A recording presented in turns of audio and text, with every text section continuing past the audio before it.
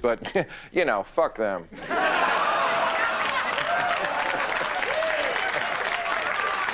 And finally, not to scare anybody, but 24 lab monkeys at a research center in Louisiana have escaped. I know no one wants another AIDS or Ebola situation, but come on, don't worry, it's Louisiana. What are the odds that someone down there would eat them or fuck a monk? Okay. All right. Now, we have a very special guest here tonight. He is in town to participate in a march for peace that will take place at noon tomorrow. Hold on, in downtown Los Angeles. He's right here, so we don't need our satellite tonight. He is always controversial. No one could ever deny him his place in American history. The Reverend Jesse Jackson, ladies and gentlemen. Reverend, sit over there. All right.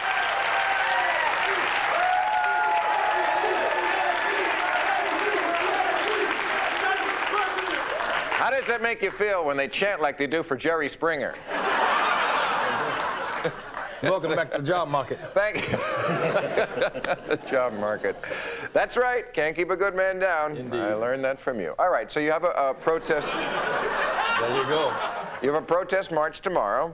Tell the people who are skeptical, who think, and have heard President Bush say he doesn't care how many people march, what is this going to accomplish at this point? Well, world public opinion does matter.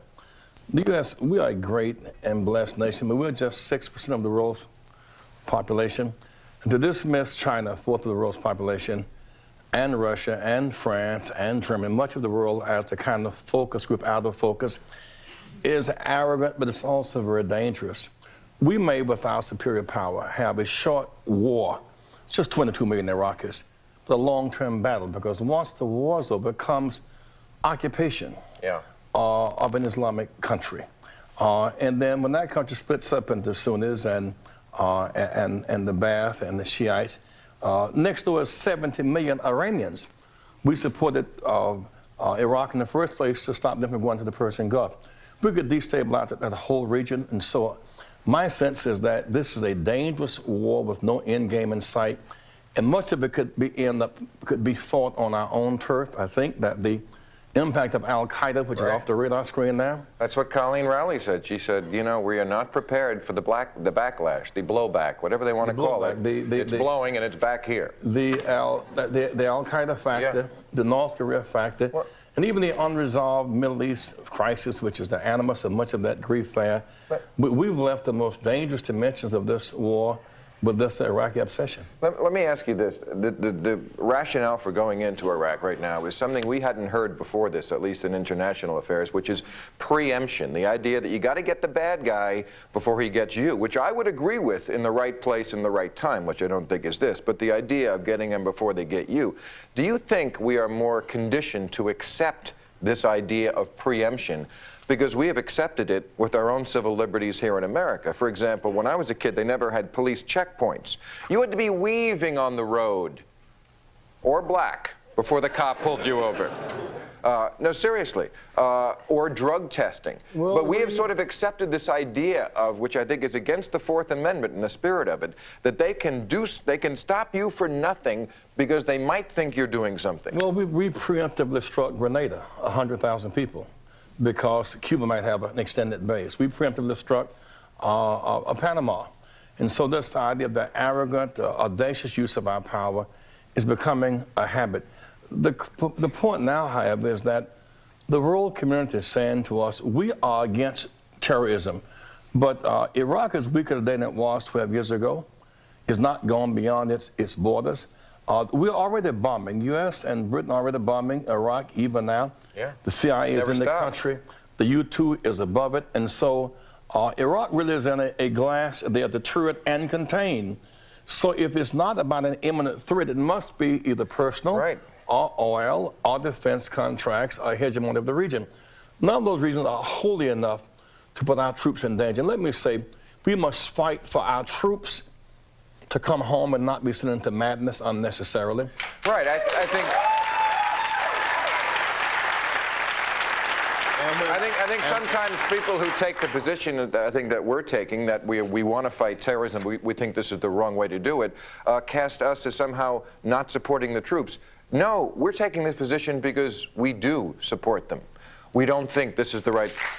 Okay, but I don't want to... let me ask you this other question. This week we started a new profiling system at the airport. They don't want to call it that. The TCA, who you recognize at the airport, I traveled a lot during the fall. I noticed that the TCA took over. You had a lot of time. I was promoting a book, and I want to show you a picture from it. This is about profiling. This is from my book. It says, political correctness is dangerous. And they're demand real security. They're frisking the little old lady, and show the picture now, which was going on this week. This was from the newspaper. There, a little girl, there she is.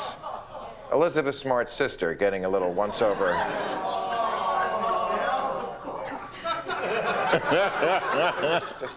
Well, some of it is absurd, but let me tell you, they're going to do this. They're going to assign everyone, and this is what the Israelis have been doing for 20 years, 3 levels: green, yellow, and red, and of course Eric Douglas. I'm kidding. No, red means you cannot fly. Yellow, extra security. Green means you're Bob from Ohio. We know it's not you. Keep it moving. And some people say this has a racial factor, but then again, the attacks on America had a racial factor. I mean, isn't this something that's inevitable, just like it is? The problem with that is the Rumsfeld does not look dangerous. Right. Yes. And Rumsfeld is not going to take over the plane and blow it up either. But he's Come on. He's going to blow up everything else. But that's not the... Well, matter of fact, the mother of all bombs is going to blow up whole nations. Yeah. Okay, but I'm talking about profiling, and I think a lot of people, what they do is they mix up the kind of profiling that's going on at the airport now that we are starting with the kind of bad profiling, the racial profiling, the pulling over the black man in the fancy car, and they are 2 completely different things. But that, to me, they're almost like superficial levels of profiling. Like, it's one thing for blacks to be profiled based upon race, and then profiled by the prosecutor, and then by the judge. The result of that is that there are now 900,000 black men today in jail and 600,000 in college. So it's not just a matter, in every state there are more blacks in jail than there are in college.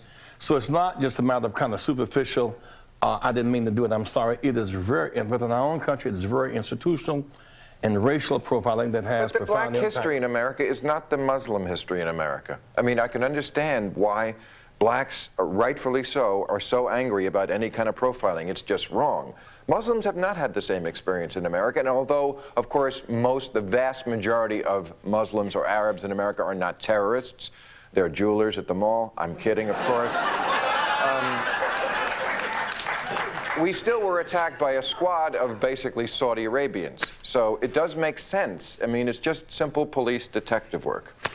I think it is very high risk to profile people based upon their race, their religion, or their sex. There must be some standard that we can all accept that spares us of the indignity of being set apart by a race or by a very outward appearance. You just cannot tell people. The guy who had the shoe bomb did not look to be dangerous. Or the guy. Oh yeah, he did. Or the guy. He looked like the creep in Utah. Or the guy in the Ryder truck. He was a basic old American guy, but he blew up the building in Oklahoma City. Okay. And so you run a real risk when you move into profiling by race or religion. Okay. I appreciate you being here, Reverend. Good luck with the march tomorrow. Jesse Jackson, ladies and gentlemen. All right. Our panel will be out here in just a moment.